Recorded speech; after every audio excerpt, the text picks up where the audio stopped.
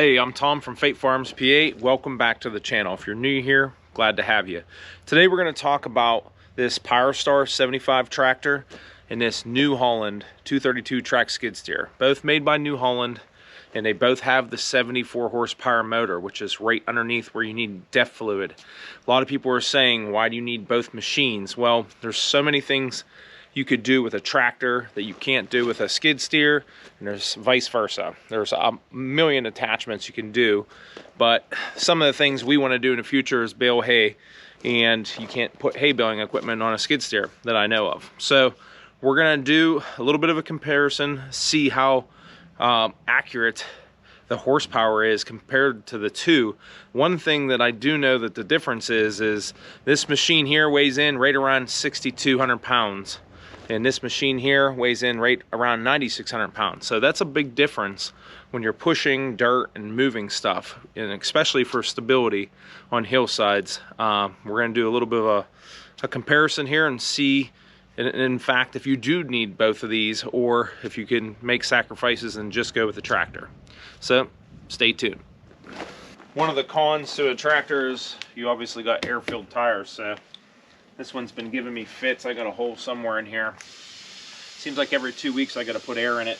Just been too busy to sit down and actually look for the problem. I'm sure with a soapy solution in a bottle, you spray it, you can find a bubble in it. Doesn't seem to be terribly bad, but if you don't have the proper air pressure in a front loader like this, you can roll it off the rim, or if you're dumping into a truck, it gives you some severe instability where you can sometimes tip over. So this is something that's very interesting to me because I've never compared this. You can see the 232 TrackSkidSteer is completely extended, and as well as the PowerStar 75, and they're really close on their dump height. I've never loaded the triaxle with the tractor because it just never made sense. I've always had the backhoe or the TrackSkidSteer around, but I put a tape measure on it, and this measure is right around 10 feet right to the cutting edge, and this one here is right around 9 foot 8 inches. So very close and comparable. So this machine is capable of loading a low side triaxle dump truck. All right, I got both machines, got the tires aired up, got them over there warming up. So as soon as they come up to temperature here, it's about 50 degrees in February in Pittsburgh. That's pretty incredible temperature. It's pretty nice. Once they come up to temperature, we'll get after it here. I'm gonna do 5 bucket loads in the skid loader, smoothing it out and getting it in place, and then we'll do 5 buckets in the tractor and just get a comparison to see like how much far advanced one is over the other. I mean, anyone that does equipment already knows that the skid steer is gonna have the upper hand, but I'm curious to see how much further back the tractor is for, you know, someone that buys property. You know, do you really need a tractor and a TrackSkidSteer? Probably not. My opinion is, I think that you could probably make a sacrifice and just have a tractor with a front loader, but we're gonna check this out and see what we got, so stay tuned. All right, we're gonna go with this TrackSkidSteer here first.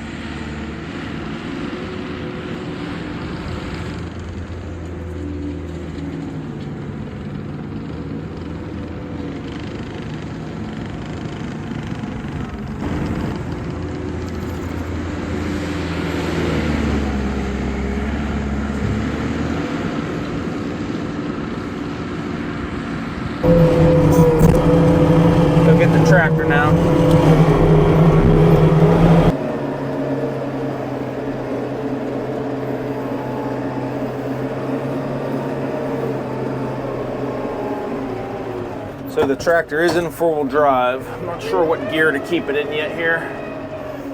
Currently in fourth, I might try second.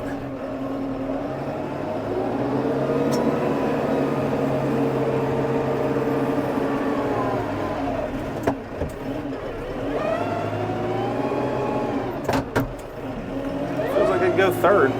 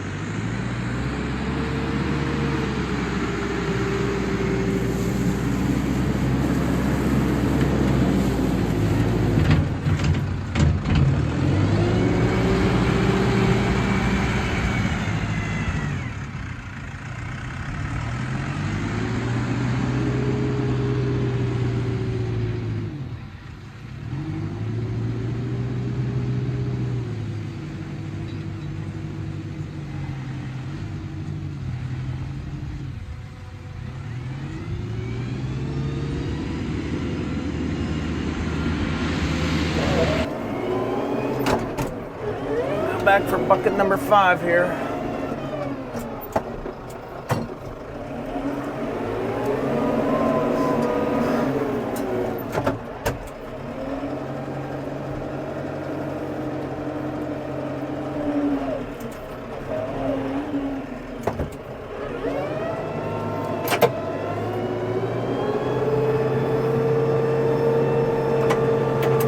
God, I had this blade on the back.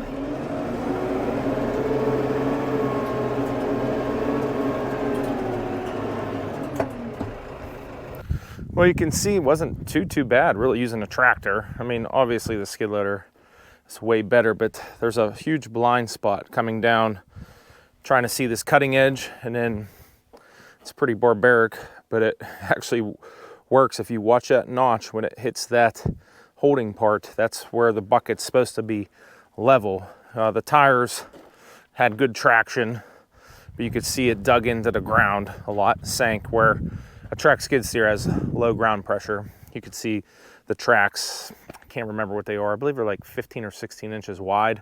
So this takes the pressure off of sinking into the ground. But all in all, I don't think it did too bad. And then when I realized I had the back blade on, I did a little bit of backing up and smoothing at the same time.